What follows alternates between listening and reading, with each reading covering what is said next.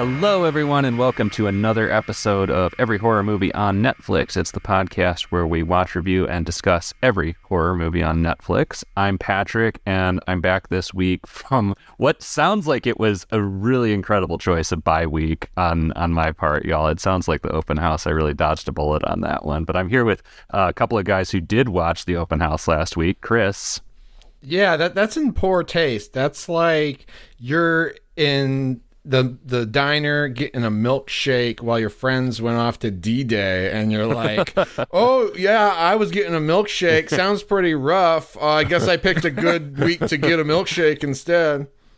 Yeah, I honestly, comparing the two movies, oh, this is Steven, by the way, hi guys. Comparing the two movies, I mean, if I could pick a week to miss, it would have been this one. You still got fucked. Yeah. I said, I was going to say, I feel like I am getting my punishment. I mean, you guys are doing double duty here with these two back to back, but we're going to be talking today about The Blue Whale. That's our film of the week. Boy, was it a doozy, for me at least. But before we get into that, we'll do our little horror catch up. As usual, we always talk at the top of the episode about what horror movies, books, comics, graphic novels, content we've been consuming lately. What have you guys been up to? I watched Jennifer's Body again, and I'm putting together a hypothesis that the whole movie's about 9/11.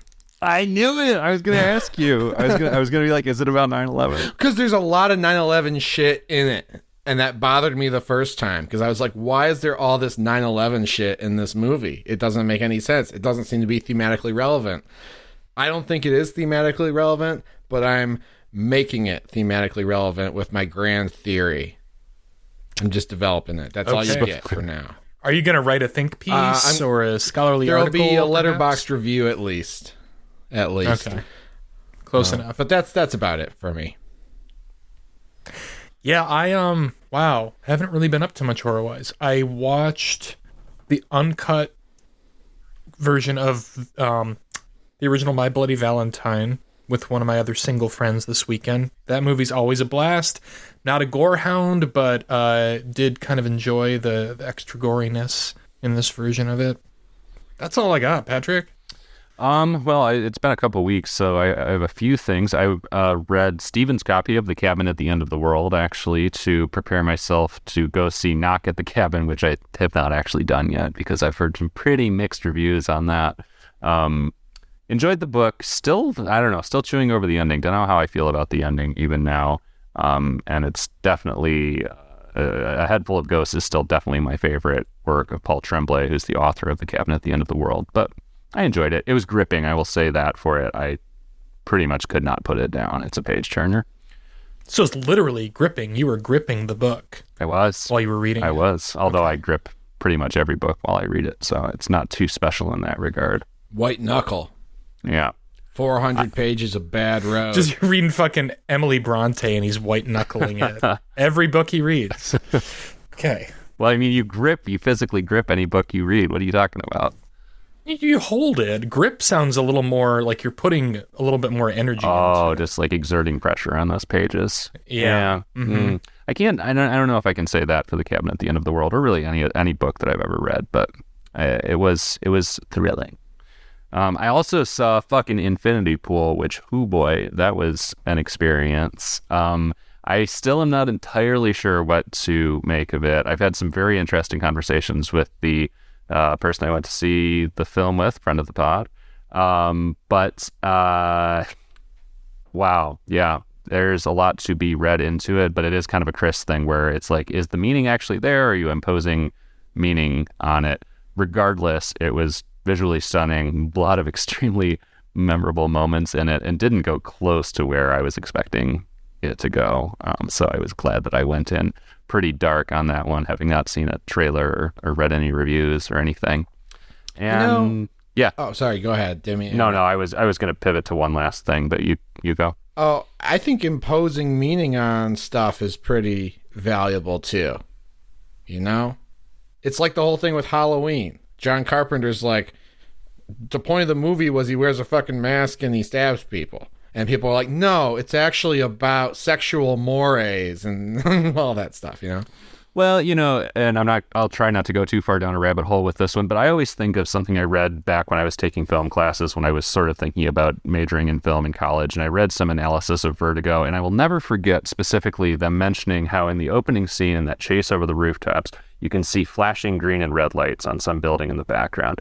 And the author said something along the lines of, this is, Hitchcock setting up his theme about the duality of man or something. And I'm like, okay, was he really, or they're just a couple, like a green flashing light and a red flashing light in the background? It's like sometimes when there's smoke, it's just a smoke machine, honey, as Nico Case would say. Mm-hmm. But I think my take on this sort of school of thought is like, fine, make Infinity Pool about 9/11, impose that meaning on it. I think too often where I stumble and have an issue with this is when the writer, the critic, whatever, posits this as truth, as the director's actual intention. It's like, if you want to come up with a grand theory of why Toy Story is actually about 9/11, cool, I'm interested to hear it. Don't tell me that's what John Lasseter was trying to do, That's where I stand on that whole school of thought. Well, I mean, I think it's hard to make art and not reflect the culture somehow.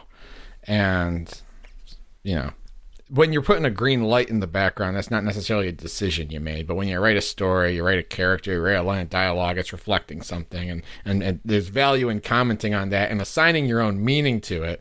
Yes, Jennifer's Body probably isn't trying to say the things about 9/11 that I'm stretching to pull from it, but I'm doing that for entertainment purposes only. Yeah, they're interesting conversations to have at the very least. I mean, I posited at one point that Star Wars: The Phantom Menace caused 9/11, so we're in the same boat to some degree, at least. Might have. You never know. Last thing I saw in the past week or two was Delicatessen. Finally caught up to that for the first time, and that was a treat. I don't think there's any shortage of people praising that film over the past 20 some years, but delightful. So let's let's get into this shit. Let's talk about a movie that is. Again, I'm not going to try and speak for others, but at least in my book, decidedly less delightful. And that film is The Blue Whale. It's an Egyptian film, and it is about a bunch of young people who get caught up in kind of the shady machinations around a kind of viral app-based game called The Blue Whale, where they are assigned a task every day for 50 days. The tasks become increasingly sort of dark and lead to a lot of self-harm and ultimately to suicide at the end of the 50 days. That's the final task assigned to people who participate in this game. Opening scene, we see a young man who has reached day 50 take a fatal leap from the second floor of his house. It was like, okay, this man would not just hit the ground and die immediately. He might walk away with a broken leg.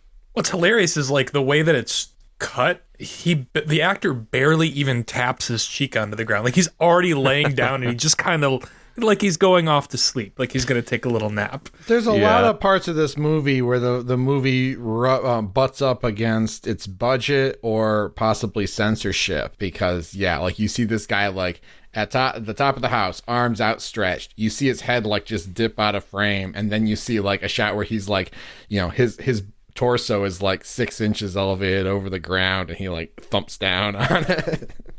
But God love him. This is a low budget movie. It's an Egyptian film. We saw 122 from Egypt, but we haven't seen a lot else from Egypt. Their cinema program might be a little bit in its infancy over there.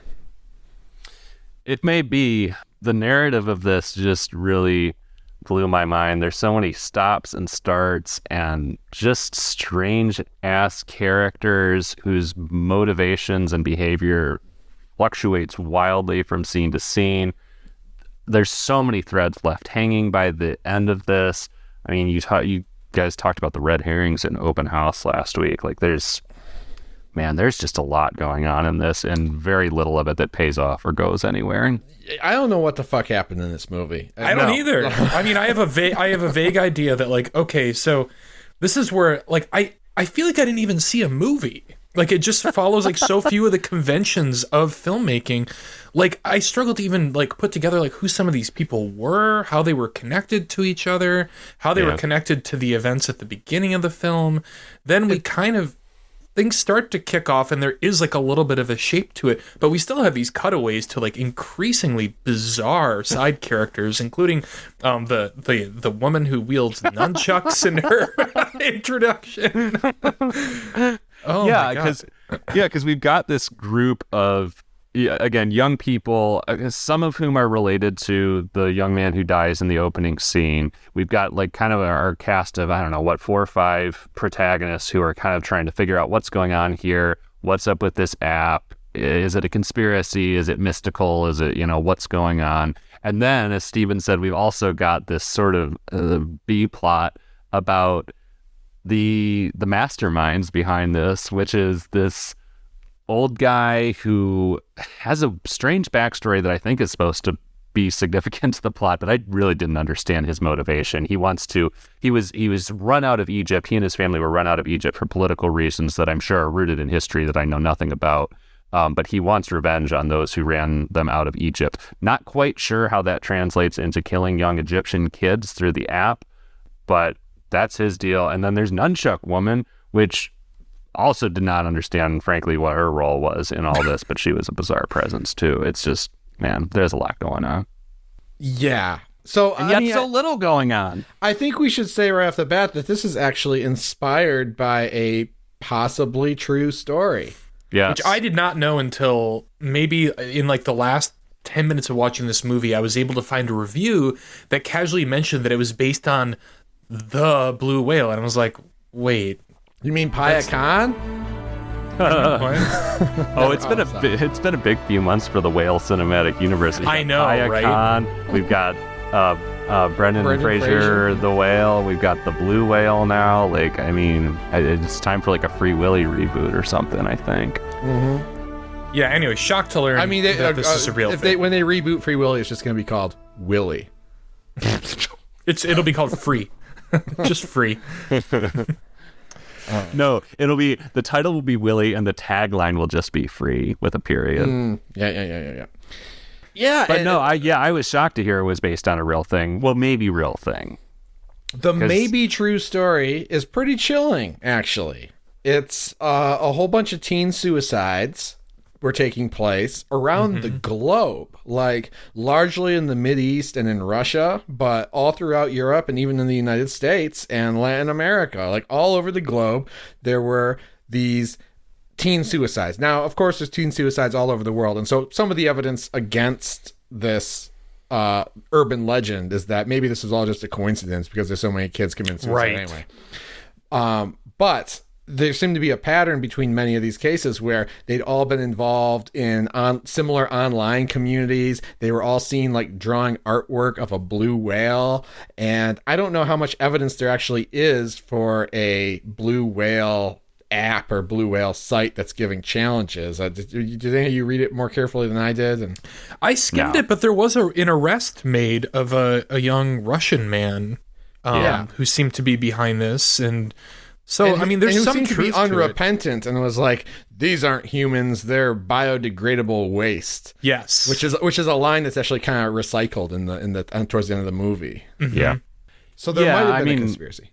Yeah, from what I was reading, there's kind of a questionable piece of journalism that came out about all this, linking the deaths to the blue whale phenomenon, but no, it was kind of more of a correlation rather than a causation type of thing. You might say that the journalist was imposing meaning upon those deaths. Mm-hmm. But it's a familiar story and a familiar urban legend that goes back to the beginning of the internet, really. And we've had variations of it. We've had the Momo challenge, my favorite. All this idea that if you let your kids on the internet, they're going to find something they're going to die. They're going to die. Yeah. Well, there was that great documentary, Fear.com, too. That was yes, of course. Oh, I've never seen that.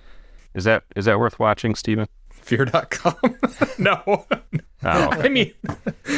that was a joke. Yeah. Oh, okay. But yeah, I mean, Fear.com is not actually a documentary. Is that the joke? That's the joke. Yeah. Oh, okay. It's a very, very famous film that... anyway, let's move on. So this is all fertile ground for horror, fertile ground for urban legends and conspiracy theories, and who's to say if there was a real blue whale or not. But it's a pretty scary concept. Reading the Wikipedia for it, reading the news articles about it, gave me the goosebumps a little bit. This movie is probably the worst possible interpretation of this story you could possibly I was going to say, make. if you want reverse goosebumps, whatever that would be, watch this movie. There's nothing remotely scary about it. Yeah, because like for something that's sort of creepy and we don't really know the origins of the real life thing or how it actually functioned, this movie simultaneously tells you way too much about it. Like there's way too much information given, but also none of it makes any fucking sense. So it's like it's the worst kind of explaining, it kind of goes back to that like serial killer thing where it's like Michael Myers is more interesting when he's just Michael Myers. So you don't really fucking know shit about him. He gets less interesting the more they reveal. And this is kind of that similar situation where way too much information is revealed about this. Like there's so much backstory. There's so many like players behind the screens ostensibly orchestrating this whole thing. But it makes so little sense that on top of an explanation that you don't need, it's also so fucking confusing that it's duly worthless. Well, the script is almost entirely exposition and like philosophical pondering about the blue whale stuff. It reminded me weirdly of like what a David Cronenberg movie would be like if David Cronenberg was in no way, shape, or form talented. It does kind of carry the same shape of something like Crimes of the Future in an odd way, where the dialogue is just like so unnatural and it's all about the characters talking about the themes of the movie, except it's dull. It doesn't ultimately seem to have anything to say. It's not very thought-provoking. Oh, I think it has a lot to say. It's just not interesting. Okay, well, that's fair. I would add a third thing. I would say that it's all, exposition. And what was the second thing you said? Like philosophical. Oh yeah, pondering. The philosophical pondering, exposition, but also a shit ton of melodrama, like soap opera, screaming at people, relationships gone awry, stuff that's just kind of there for no real story purpose relevant to the app. But like I just felt like there was a great deal of moralizing in this movie, like about the internet, about how you should behave in a relationship, about how you should behave with your family, all kinds of stuff. And it's like you're getting a million Sunday morning or Saturday morning specials thrown at you at once watching this film. And frankly, like, for many reasons, this is one of the reasons, if I had a relative who actually took the Momo challenge and killed themselves, I'd be offended at this fucking movie. Oh yeah, I mean it's pure exploitation. Yeah, like I can only imagine like the Zodiac movie or the Mothman prophecies being so fucking glib about these deaths. Yeah, there are so many weird little vignettes, little morality plays along the way in this. It feels very episodic, especially because, again, the character behavior is so inconsistent sometimes between scenes. So almost you can see the same characters in two scenes and they almost feel different at times because it's like, what? Like, oh, we'll talk about it in the spoiler room, but there's one particular character shift towards the end where I'm just like, this person was doing something 180 degrees different from what we're seeing her do right now. I guess that gives it away a little bit to reveal the gender, but fucking whatever. Like it's baffling. I one of the ones that really comes to mind for me is the scene where who's the asshole guy? I don't know any of their names, but there's like a stock character, like he'd be wearing a polo with a pop collar if they made this movie here. Is he the one? He's the one who's dating the older woman. Yes, and he doesn't want to marry her. Yeah. Oh my fucking god! This one. I wanted to call this guy Joker because he had Joker energy at a certain point, but for reasons we'll reveal in the spoiler room, I decided not to call him that. But there's this scene where he's dating two different women, right? He's dating a woman who's closer to his age, I think, who he's an asshole to all the time. Then he's also dating the older woman. Did I misunderstand this? Is he? Because that would make sense why I didn't know what the fuck was going on. Yeah, because at a certain point, I wasn't paying a great deal of attention to large portions of this already short movie, but like, I thought it was the same girlfriend, and then I was shocked that he said that she was like twice his age, because she didn't look it to me. No, she didn't. She did not. They get into this whole fight, and he like psychoanalyzes both of their own reasons for dating each other. Like, he's simultaneously telling her, like, basically, fuck you, you're an old ugly woman, why should I even be dating you? She's pissed because he doesn't want to have a kid, right? One of you just said that, I think. Yeah, right? Doesn't want to have a kid, doesn't want to get married. She says something like, I love the child in you, the child I never had. That's right. That was so wild. And then what's his final like jab at her, where he like sticks the knife in the psychoanalysis knife in her, where he's like, he reveals his Oedipal complex or some shit. Like, yeah, he's like, my mother left my father for a man my age. That's why I'll never date a younger woman. Right. It's lots of oversharing going on in this scene. It's like The Room. I mean, that is straight out of The Room. Yes. I thought of The Room, and I mean, I actually just rewatched The Room this past weekend, but so it was fresh in my mind. But yeah, I thought of that a lot during this. I'm trying even to in just like shot composition and editing. Oh my god, I love. There's so many times in this movie where like the music bed just drops out when it cuts to another location, and I laughed every single time. Yeah. Yeah, I mean, Chris said this just last week, and I mean, whatever. It's not like there's any suspense right now about what my rating's going to be, but this may be the worst film I've seen for this podcast, or at least it's up there. I suppose I probably trauma blocked several others that are at its level, but man, 100%. I this mean, was a like, shit show. This is up there with Grandmother's Farm and American Poltergeist for me as like quite possibly the worst thing I've ever seen.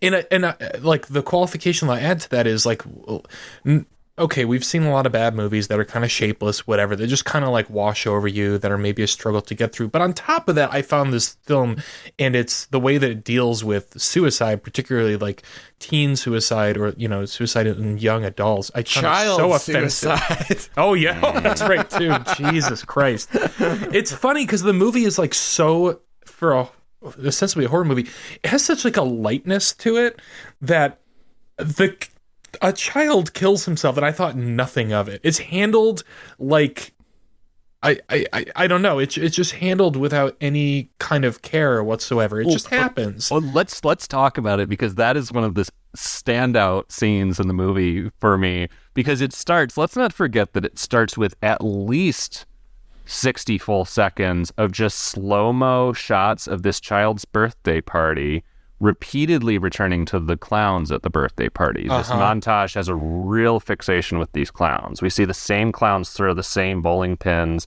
and ride the same unicycles. Yes, multiple times. And there's just music and slow-mo shots of this birthday party. And it's probably, I think I'm underestimating. It has to go on for at least 2 minutes. You're right. This child is attending his birthday party in a full tuxedo with a bow tie. He looks fly as shit. He runs away from the party, is chased by a family member of, I forget how, I don't think I forget. I think I never fully understood her relation to him. He's chased by that family member, and then bizarre cut to a different family member finding his body. Mm-hmm.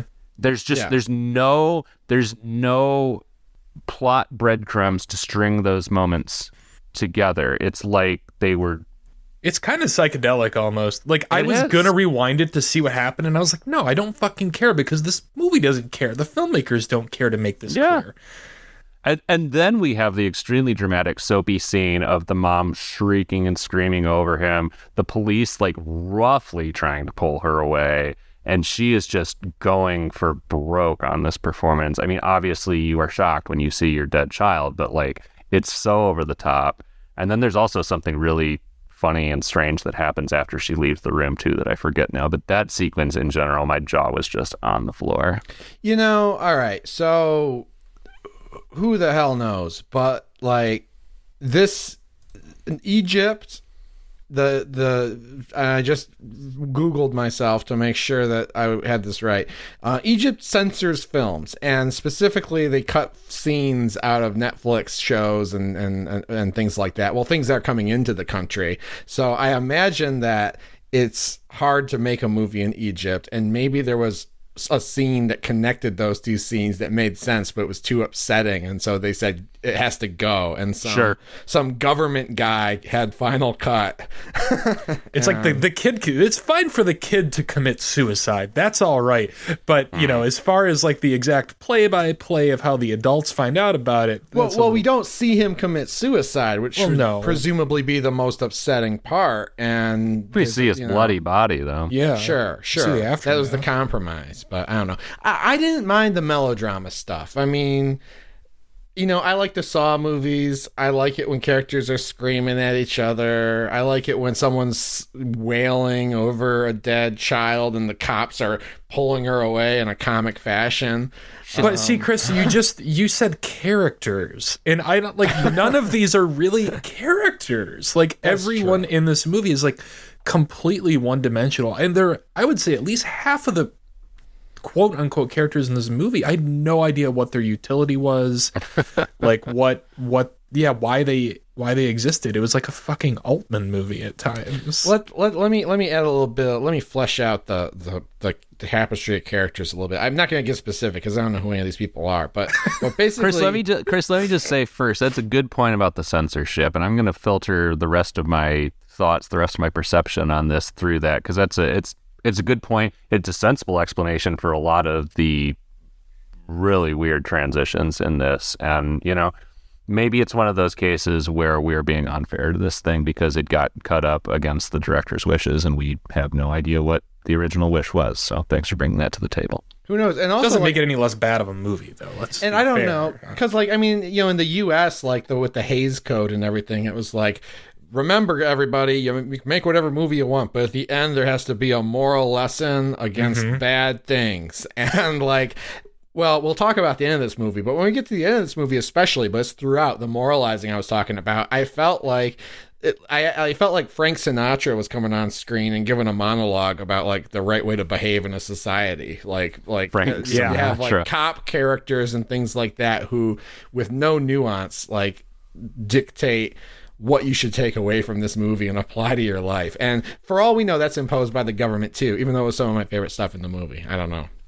Wait, Frank Sinatra, is there a movie where Frank Sinatra does that? Oh, just, movies of that era. I don't know. I was thinking of The Manchurian Candidate, where he gives a speech at the end, but I don't think it's a necessarily moralistic speech. I don't know. Anyway, so yeah, we have this teenager commit suicide at the very beginning of the movie, and then we start with his family and go out from there. But very quickly there's a whole consortium of young people who are friends and know each other, and they know right off the bat that this is the Blue Whale game. Yeah. You also have police who are very, stock police characters investigating the case. You have an older detective and a couple of his beefy lieutenants and stuff, and they don't really believe in the blue whale, but they're open to it a little bit. Yeah, there are three distinct police who I think you're supposed to enjoy and appreciate as distinct characters, and I was getting at least two of them confused all the time, even though they look nothing like each other. I love when they pull the cloth off the kid's face, and the one cop holding the coffee just dramatically falls over, he just has a fucking stroke. This is his job, mind you. Right. He probably sees this shit all the time. Yeah. And then you have the masterminds who are off on their own little ranch conspiring and stuff. But the core group of young people who are the main characters through the rest of the movie, they decide that they're going to get themselves on the app by faking, because the app targets people who have depression, troubled kids. So they go incognito as depressed. Yeah, they're all right, so we're going to log on because the app, it's invitation only, but you can apply, and then they go on and they're all right, my name's gonna be Sad Boy 13. and they all get invitations to join, but the app knows, because there seems to be a network of spies involved. I don't really know. Unclear. No, can anyone explain to me what is going on with the masterminds we see in this movie? Leaving out, of course, the spoilers that we're going to lose our shit about when we go to the spoiler room. But did anyone understand like their motivations, where they fit into the grand hierarchy of who's running this thing, etc.? Every time we see them, they're taking a meeting outside. Hanging out in the backyard. Old dude's got his laptop out. Which I love all that shit, for the record. Really? Yeah, it's like El Mariachi. Like, I don't know how well you remember that. I remember like, El Mariachi. There's like the drug guy who's like always like by the pool on a cell phone and stuff. Like, But they're it's just classic. You have but your they're just Kingpin, like talking- sitting outside with your his 13-inch MacBook Pro running the Blue Whale. It's funny, like you can't put a fucking MacBook in SVU, but you can put one in the guy running the Blue Whale app. You know what? I heard that Apple will not let you use their products in your movie if the villain is the one using them. It's like a villain can't have an iPhone. Yeah, Well, this guy. there were conspicuous like laptop covers over some of the MacBooks in this. I don't know if you guys noticed that, but there was like a Sony. You know. There's It like was a definitely- Sony laptop cover over one of the MacBooks. That Apple's in full view. So if we go to war in Egypt, it's going to be because Apple lobbied for it and Warner Brothers lobbied for it. Look at that. Which again, we'll get to in the spoiler room, folks. You're in Okay, for a but- wild ride. Can anyone explain the motivations of that guy, the Kingpin type No. guy, A little bit. or Nunchuck Woman? Well, little and bit. also he says something about her being like he's seen her videos too, and something Right. like, who? What the fuck is she? Yeah. And she always shows up just to be asked to leave too, so he can talk Yeah. to the younger guy who wants to go to America with him. I should say she does explain her motivation at the very last fucking moment. Yeah. But up until that point, if you've got context, Chris, please bless me. So I don't understand the hierarchy because we see a Kingpin, the Kingpin's assistant, also a doctor who's involved with the Kingpin, but I don't know if Yes. the doctor is in charge or if the Kingpin's in charge. I don't know who's at the top of the hierarchy. I think the Kingpin is definitely running the doctor shit. I think the doctor has been taking orders from the Kingpin and then starts to like, I mean, because he's like given the fucking expose to like the fucking Barbara Walters of Egypt, like he's blowing the lid off Blue Whale a little bit and pays the price. All right, I didn't Yeah. understand that, but I believe you. Because he does sort of reveal the Kingpin's motivations in that interview, right? And he talks about how the Kingpin thinks that, you know, the depressed youth of the country are just biological waste and need to be disposed of. Well, the Kingpin says that killing people isn't the point of the game.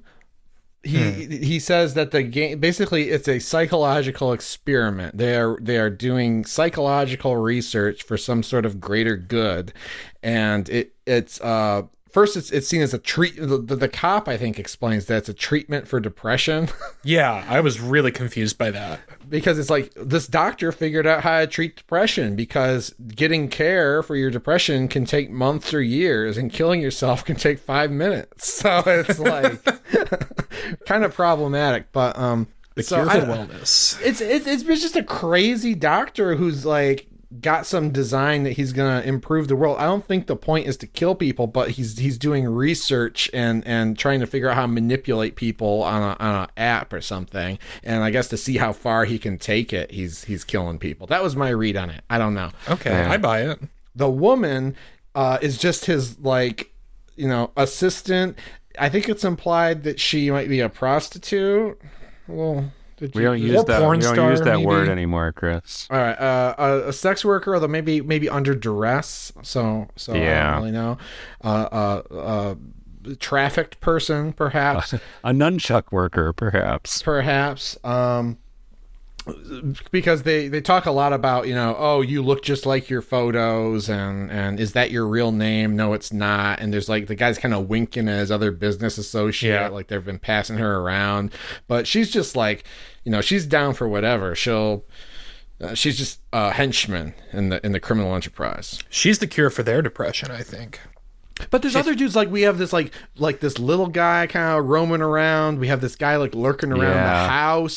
Someone took pictures of the dead teen at the beginning. Yeah. Oh yeah. And we don't really know who.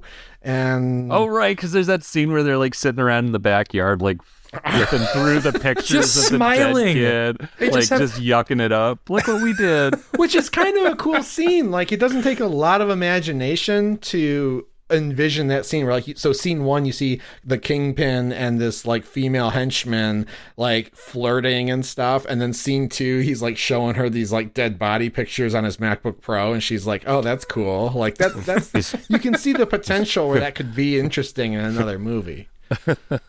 Yeah, it could be. I don't know. And this is funny because generally I'm generally not arguing for this sort of thing, but I want to see the campy version of this, because this is such a ridiculous. The whole thing is so ridiculous, and there's promise in the idea of doing this actually tongue in cheek, but I don't think it is. I don't even think it needs to be It tongue in certainly cheek. isn't, actually. That's one way you could take it. I would like to just see a middle-brow Blumhouse movie about this. Like it's a spooky urban legend. I think it's hard to go wrong when it's like all these kids are hurting themselves, they're killing themselves, and look, like all of them went to school and painted a blue whale like days before they did it. What does it mean? All around the globe. You want to see the blue 3 whale 3? Yeah. And one brave United States district attorney has to get to the bottom of the case. I mean, you guys are talking about how you want to see like a middlebrow version of this movie, and I don't understand that, because I would watch a middlebrow version of like a story, not this one, based on the blue whale concept. Yeah. But I don't want what any element from this. I want at least 10 characters cut out. I'm just saying there's so much in this that's over the top and ridiculous. You know, specifically the scene that Chris was just talking about with them, like, jovially perusing the pictures of this dead teen. Like, that's ridiculous. It's not supposed to be ridiculous in that scene, but I want to see the version of the movie where it's like, oh, this is hilarious. Like, this is such an outrageous moment, and the filmmakers actually know it in this case. Oh, maybe like the John Waters version, where like his protagonists are like the worst fucking people ever and laugh at the most atrocious thing. Okay, I can see that. I can get behind that. That is exactly what I want to see. I want to see the version where Mark Ruffalo goes into the Apple store and he says, you saw the blue whale on her arm and you sold her a phone. What were you thinking? Don't you know this app is out there? How many of you have been selling phones with this app? I don't know what you're doing. What is that a reference? Oh, is this Spotlight? Or are you doing Spotlight? There's like at least 3 movies where Mark Ruffalo is on the trail of a conspircy. Oh, okay. And gets all ruffled up. There's more than that. Ruffled There's fucking Spotlight. There's fucking the deep Zodiac. water, or black water, or whatever, the one about Teflon or whatever. What's that called? Dark Waters. Dark Waters. Is that it? Never heard of that. Oh, this was a big deal a couple years ago. There's that one. There's Zodiac. There's Shutter Island, kind of, where he's the guy who goes on a rant about the conspiracy. Yeah, I guess that's true. That is kind of Mark Ruffalo's thing. Yeah. Yeah. Eh. And it's a mark of a damn good movie every time, too. Anyway. Fuck. Oh, boy. I mean, I feel like we've already spoiled some things, so we might as well go down to the spoiler room and get into the real doozies. Here's the thing, we did spoil some big things. Like, there's a cute little Moppet boy, and we told you that he's gonna die, and you're gonna be like, oh, but that's a spoiler. It's not. The reasons to watch this movie have not even begun. Don't worry about it. All right, I'll review it. You're not going to know who. There's no following the characters in this movie. No. I'll review it, and I want to set the precedent. Chris and I were talking about this before we recorded. This is a hardcore screw it. You might, just like with the open house, you might think that you want to see this movie because it's short. It's like an hour and 16 minutes or something. We're laughing our asses about it. There's one of the most shocking things I've ever seen in cinema happens in this movie. And I'm telling you, you do not want to waste your time. And also, you're not going to believe us. What we're about to tell you will not believe. And I know that you're going to think these guys are full of shit. I got to watch the movie to see if that happens. And you're going to love it when it happens, but you're going to hate yourself. You're going to want to blue whale yourself for having seen everything that leads up to that moment. Don't do it. This is the worst movie that I've seen for the podcast. Screw it, Chris. Yeah, when we describe this, they're gonna think that we've like all finally had a psychotic break after like the past 5 years of doing this. I'm not convinced I haven't. I thought I did. I'm not gonna go as far as Steven. It's not, but the Open House is still my least favorite movie. This one had, a few scenes that had some wild energy in them, and the last few scenes were worth the hour maybe that I put into this movie. I would not recommend it though. It's definitely a screw it. Do not watch it, but I've seen worse. Patrick. I just have to say really quick, this is 2 episodes in a row, movies that no one should see, and I have tears in my eyes before the spoiler room break talking about it. Sorry, Patrick, go ahead. No, I mean, it's pretty much the same for me. I mean, I'm sure no surprises that it's a screw it for me as well. It is an incoherent mess that, yes, does end up yielding some of the most, I mean, maybe one of the most shocking scenes I've ever seen in a movie, and in absolutely no way that you could imagine. Like, you hear that and you're like, oh, there's probably some horrible torture scene, there's sexual assault, or there's some shocking political view espoused. No, it's so much stranger and more unexpected than that. But as Steven said, absolutely would not recommend that you go watch it. Just listen to us tell you about it in the spoiler room, because it's not worth watching the whole hour and 16 minutes. And I don't think it would work on its own either. Like, just going and watching that one clip doesn't. It's like you need the. You have to have the build up. Brain. You need to feel your brain leak out of your ears for an hour and 10 minutes before you see that movie to really grasp the full context. I would say if anyone watches the first hour of this movie and can guess what's gonna happen in 20 guesses, I will give them $1,000. I will give them my entire assets. They can have my house. They can have my fucking savings, my cats, my car. You get it all, pal. Yeah, no it's cheating. Yours. No cheating. No. Oh my god! And this is fun because, we watch a lot of movies that aren't good on this show, and we try to be as gracious as we can be with the movies and the filmmakers. And so we're always trying to walk that line where we're like, we want to give you the real deal, we want to tell it to you straight, but we don't want to bully anybody. We don't want to punch down on people. We don't want to mock people who are doing their best. But every now and then, and twice in the last 2 episodes, a movie comes along that's just, you can't apologize for it. You can't do anything but scream and laugh about it. And so it's refreshing to not have that moral obligation. Mm-hmm. Yeah. Oh yeah, this movie is an hour and 15-minute hate crime against cinema. There's no apology necessary. Yeah, I mean, like before, I said, I thought Chris made a very good point about the censorship, and that recontextualized certain scenes. Censors could not make the moment that we're talking about make more sense. That is not censors' fault. That is a choice. That there's no explaining it. There's no excuse for it. All right. Well, Speaking of things that there's no explaining and no excuse for, go visit our broken website, Every Horror Movie on Netflix.com. The only thing more surprising than what we're about to tell you is if you went to Every Horror Movie on Netflix.com and it worked. And it was current. We do have, if you're interested in such things, we do have a partial list of the movies that we've seen out there and the ratings that we've given them. We've got a merch store out there where you can buy merch. Oh man, I should make a new t-shirt for this movie. Yeah, you should. This is finally the reason for it. Yeah, they don't care about intellectual property. No.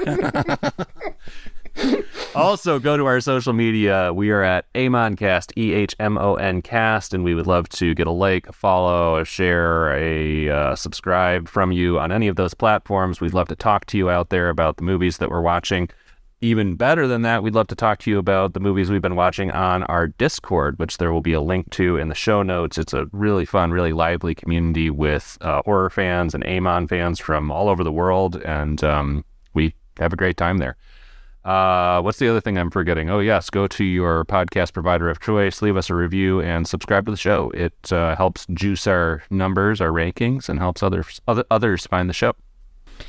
All right, this is your last chance. If you want to go watch The Blue Whale for yourself and experience this shit as we did, tune out now and go do it. Because we're going to spoil everything when we go to the spoiler room. We're climbing up to the second floor of the old Amon Ranch, and we're taking a flying leap onto the spoiler pool patio. See you there.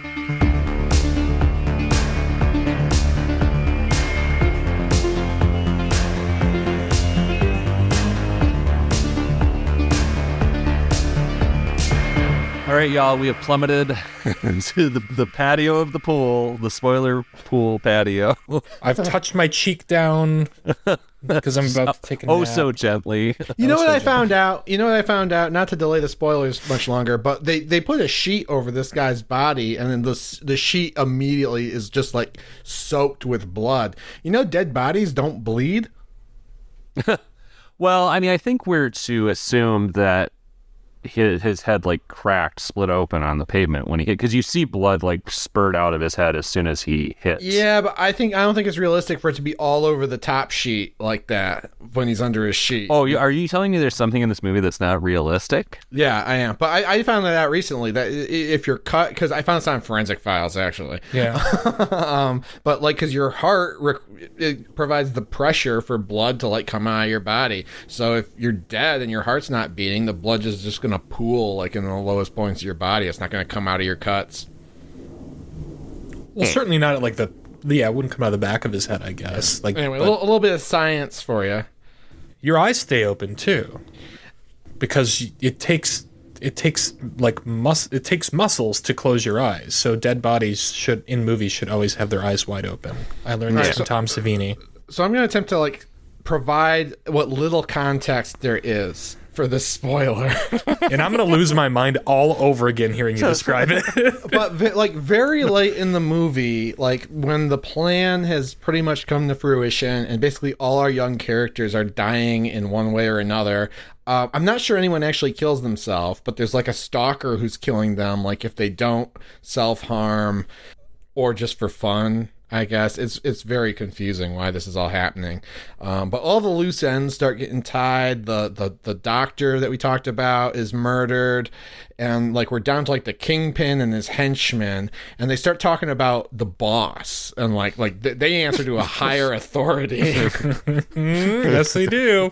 Someone else can say who that authority is, but no, you're not. They're not going to believe us. They're not going to believe us. You know why they're not going to believe us? Like, it's insane in and of itself, but especially because it's us delivering this information. This is something we joke about so often. Who's going to believe that the fucking Joaquin Phoenix as the Joker is in this movie? Who's going to believe it? Say we should say it together. We should say it together. We deserve to share this experience. In the way that he shows up, like the Kingpin and the other folks is dark out. They're having a conversation, and all of a sudden, the Joker just manifests out of the trees, going full Joker. It's the Joker. It's the Joker with the joking, like the Joaquin Phoenix Joker makeup and the outfit, the kind of salmon costume. And let me tell you, I almost became Joker in this moment because I again talk about psychotic breaks. I was like, no, there's no way. Like that just has to be like a clown. We know there are clowns in this movie. There's a lot of clowns earlier. And it's like, okay, this just has to be a clown that happens to look like Joker. And it's like, nope. No, it is that face paint. It is the same like shade of jacket and shirt and everything. It's He's got cosplay. kind of the Joker mannerisms and everything. He's He's laughing like Joker, and he's presented as like the ultimate evil in this story. He's actually the voice that you've been hearing through the app the whole time. Well, and that's so strange too, because he comes out, he's only seen in a single shot, if I remember correctly. He comes around the table, and even, we all experience this together. We agree it's Joker, but you still see him so little that, like, I'm still questioning it. It's like, okay, this has to be just a coincidence that I'm reading Joker into. I mean, it's definitely Joker, but it's still, you see so little that I continue to question it. And I still feel like people who are listening to this episode are like, oh, so there's a guy who looks like Joker. No, it's the Joker. No one calls him Joker, but I mean, it's Joker. It's understood. You don't have to call him by his name. Yeah. It's understood. I screamed. I straight up screamed out loud when this happened. And I almost texted you guys and I was like, I got to save all this energy because we're recording in like 15 minutes. Yeah. I know. I was like, why have I not gotten texts about this? How could anyone watch this and keep it to themselves? Did you think you had perhaps hallucinated it? Because we didn't give you any... I think I rewound it. Well, the especially bizarre thing with the voice is that at first it has kind of like what I would think of as a Joker voice from what I remember. It's got that, like kind of like malevolent, like giggly kind of quality to it. High-pitched cackle. And then the camera pans away from Joker, who is never to be seen again after this, even though the scene goes on for some time after it pans away from him, and he continues to talk. But then he goes into like, I am the voice of the blue whale. And it goes into this like demon, like low voice that we've been hearing through Egypt's the whole movie. answer to James Earl Jones is how the blue whale talks. But it's like kind of distorted too. Like electronic distortion. Maybe. So I don't know what they're trying to do. Maybe they're like, this is just evil. This is just evil itself is the boss. It's not personified, but like we're going to use the Joker because it's the most evil, damaged thing we can think of. And then, when you don't see it anymore, much like Satan, it changes form or something and you can't see it, but you can feel and hear the evil. I don't know.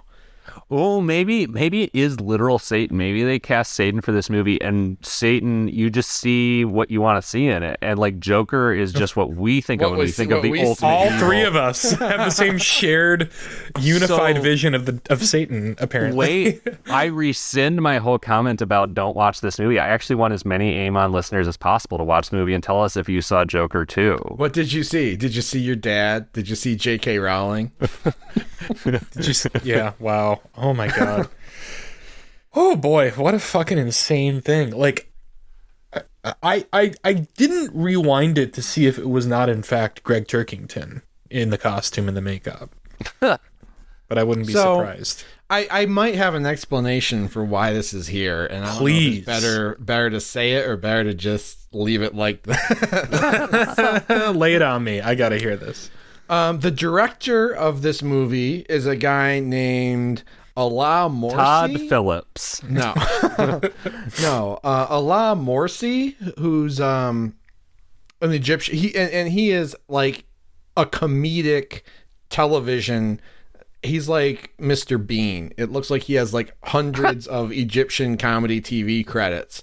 And he played the Joker in like a sketch comedy series. Oh. Not Joaquin Joker, but like just another variant of the Joker. So this might just be like something that he likes to play and is good at and thought it was appropriate enough to reprise in his movie and be a little nod to his fans. I don't know.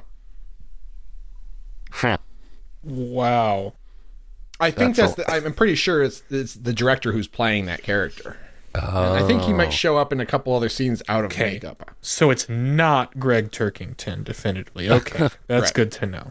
I mean, it still makes no fucking sense on a plot level, regardless, but that's an interesting fun fact to know. Yeah, I mean, that might be the intention, but it doesn't make it any less surprising when you see Joaquin Phoenix as the Joker come out. It doesn't make it any less seemingly litigious either. Like, I can't believe they got away with this. No. Well, and it's so strange too, because it's not it's not a dramatic reveal at all, really. You know, it's not fucking Superman like strutting in and like it doesn't have that Marvel post-credit scene kind of action that you would sort of expect something this shocking to have to it. It's just almost mundane that Joker happens to walk out and join this conversation. Joker ambushes the movie is like the way that it feels. Like it's just, you're watching this movie that's starting to drag on a little too long and get boring, and suddenly the fucking Joker is there out of nowhere. Like there's no build up to it. I was asleep and then I was wide awake. Yeah. But let me dig into it a little bit, like thematically here, and try to give this shit its day in court, because it's probably going to get it soon. What it says to me, because all right, first of all, like, I think this movie is very skeptical of technology and social media and outside influence on families and children, right? Would we all agree on that? Sure, yeah. So I think the Joker might appear as a symbol of that, not just of evil, but of outside influence and outside pop culture, maybe. Western media, Western stuff that, and think about the controversy around the Joaquin Phoenix Joker movie, where people were like, oh, like people are going to commit shootings in the theater for this movie. This is like the incel movie. This is going to lead to violence, that movie.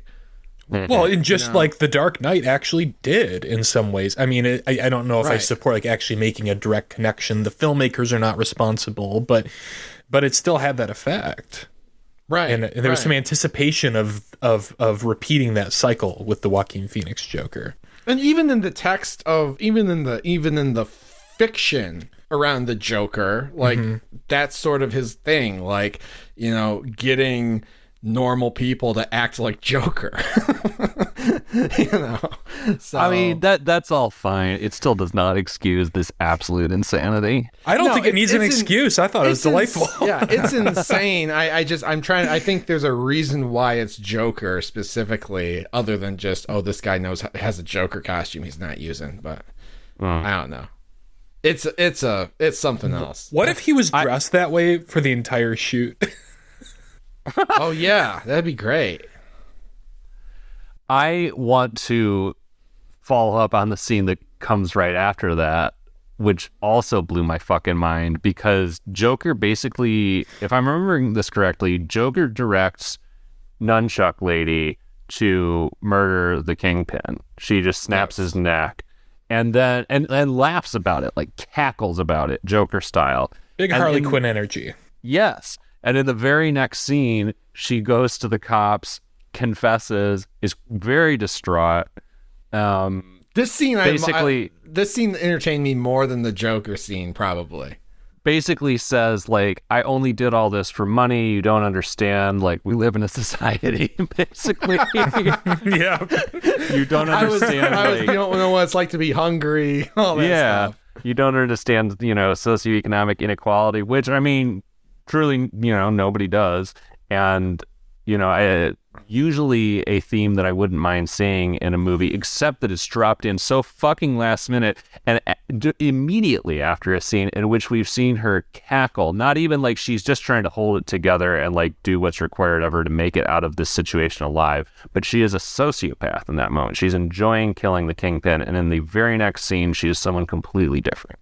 Yeah, and again, maybe a censorship requirement or something. Who knows? Who can say? But this scene is so absurd, not just because she has this change of heart, but because after she confesses, she's like, you don't know what it's like to be hungry. She's talking to the older, most senior detective at this point. He just starts berating her. Realizing her. Never seen in a movie. And it goes on.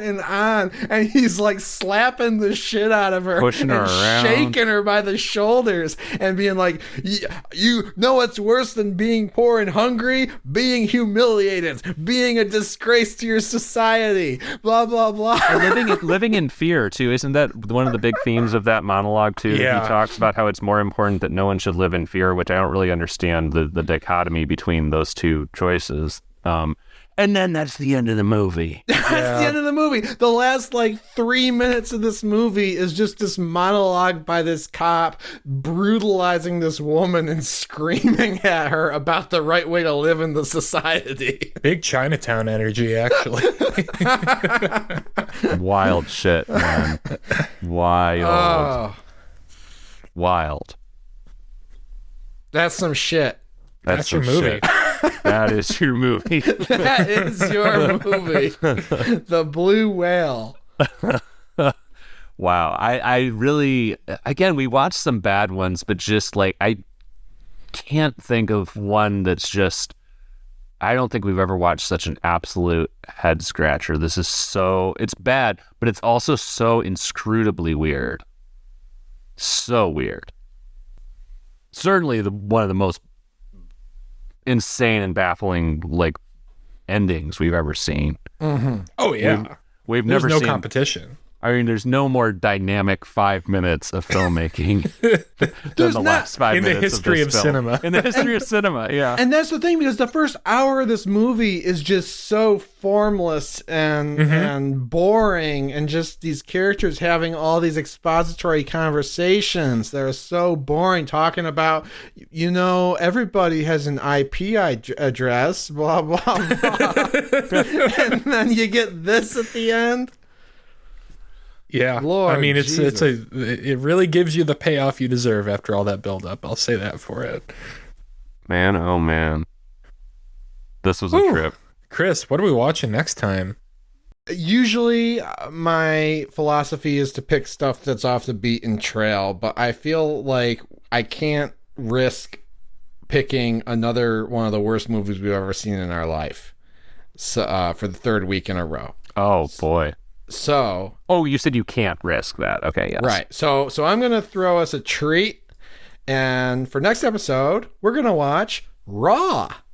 Oh, hell yeah. Oh, okay. I love That's that. been on my it list yet? for a long time. Steven, have you seen it? It's fantastic. I would love I to watch it remember- again. I remember I think when we started this show, you hadn't seen it. Correct. I've watched it within the last year or so and had an absolute blast with it, and have been meaning to revisit it because I think there's a lot to chew on. No pun So to intended. speak. Yeah. Shit. Yeah, I've been wanting to watch that for a long time. It's also been on my Amon pick list for a while too. Oh, have so you not seen it? I haven't. Oh, cool. I saw it years ago, so that'll be great. Oh, okay. We cool. deserve a treat after these last couple. A little treat, a little snack. So yeah, 2 weeks Chris, we'll you be can- watching Raw. You can bring the big vegetarian energy to that app, Chris. I will. I don't know. Big vegan energy, actually. Yeah. We'll see about that. Well, All right. Well, we'll be chewing on some meaty content next episode.